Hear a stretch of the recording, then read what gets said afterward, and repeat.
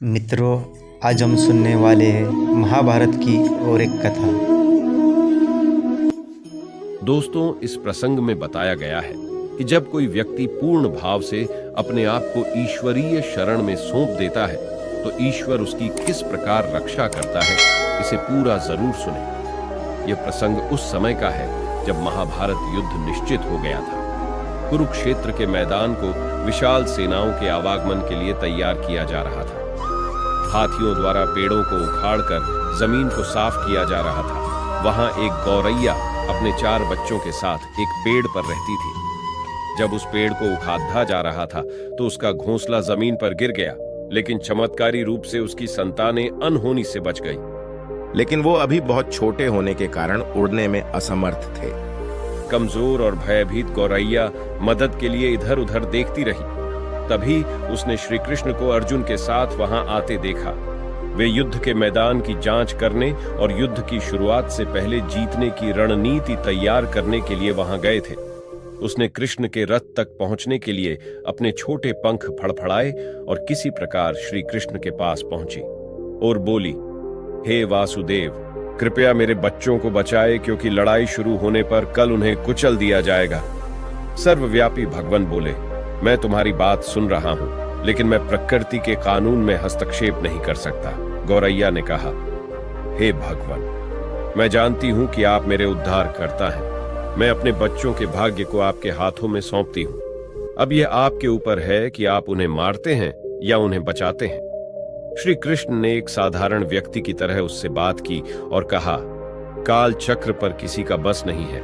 गौरैया ने विश्वास और श्रद्धा के साथ कहा, प्रभु, आप कैसे और क्या करते हैं वो मैं नहीं जान सकती। आप स्वयं काल के नियंता हैं, ये मुझे पता है। मैं सारी स्थिति एवं परिस्थिति एवं स्वयं को परिवार सहित आपको समर्पण करती हूं। भगवान श्री कृष्ण बोले, अपने घोंसले में 3 सप्ताह के लिए भोजन का संग्रह करो। गौरैया और श्री कृष्ण के सवास से अनभिज अर्जुन गौरैया को दूर भगाने की कोशिश करते हैं। गौरैया ने अपने पंखों को कुछ मिनटों के लिए फुलाया और फिर अपने घोंसले में वापस चली गई। 2 दिन बाद शंख के उद्घोष से युद्ध शुरू होने की घोषणा की गई। कृष्ण ने अर्जुन से कहा कि अपने धनुष और बाण मुझे दो। अर्जुन चौंका, क्योंकि कृष्ण ने युद्ध में कोई भी हथियार नहीं उठाने की शपथ ली थी। इसके अतिरिक्त अर्जुन का मानना था कि वही सबसे अच्छा धनुर्धर है। अर्जुन ने दृढ़ विश्वास के साथ कहा, मुझे आज्ञा दें भगवान, मेरे तीरों के लिए कुछ भी अभेद्य नहीं है। चुपचाप अर्जुन से धनुष लेकर कृष्ण ने एक हाथी को निशाना बनाया, लेकिन हाथी को मार के नीचे गिराने के बजाय तीर हाथी के गले की घंटी में जा टकराया और एक चिंगारी सी उड़ गई। अर्जुन ये देखकर अपनी हंसी नहीं रोक पाए, क्योंकि श्री कृष्ण एक आसान सा निशान चूक गए और बोले, क्या मैं प्रयास करूं केशव? उसकी प्रतिक्रिया को नजरअंदाज करते हुए कृष्ण ने उन्हें धनुष वापस दिया और कहा कि मेरा कार्य पूर्ण हुआ।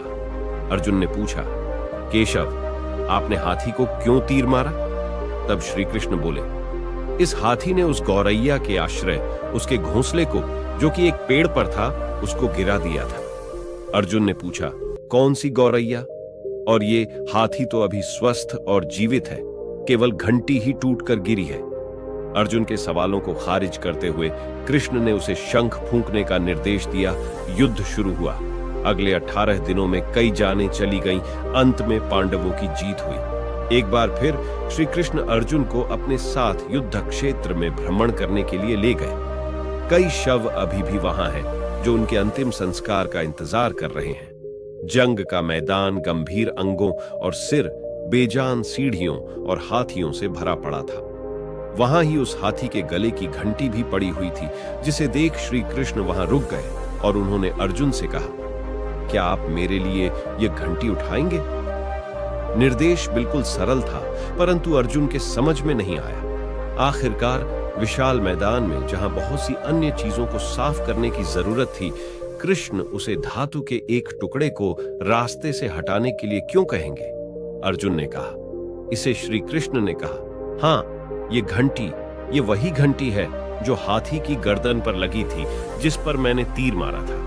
अर्जुन बिना किसी सवाल किए उस भारी घंटी को उठाने के लिए नीचे झुका। जैसे ही उन्होंने इसे उठाया, उसकी हमेशा के लिए जैसे दुनिया बदल गई। 1, 2, 3, 4 और 5। 4 बच्चे और उसके बाद एक गौरैया उस घंटी के नीचे से निकले। बाहर निकल के मां और छोटे पक्षी कृष्ण के इर्द गिर्द मंडराने लगे एवं बड़े आनंद से उनकी परिक्रमा करने लगे। 18 दिन पहले काटी गई एक घंटी ने पूरे परिवार की रक्षा की थी। अर्जुन ने कहा, मुझे क्षमा करें हे कृष्ण, आपको मानव शरीर में देखकर और सामान्य मनुष्यों की तरह व्यवहार करते हुए मैं भूल गया था कि आप वास्तव में कौन हैं। दोस्तों, मैं आशा करता हूं कि यह प्रसंग आपको अच्छा लगा होगा। चैनल को सब्सक्राइब जरूर करिए, लाइक करें, अपने दोस्तों में परिवार में शेयर करें।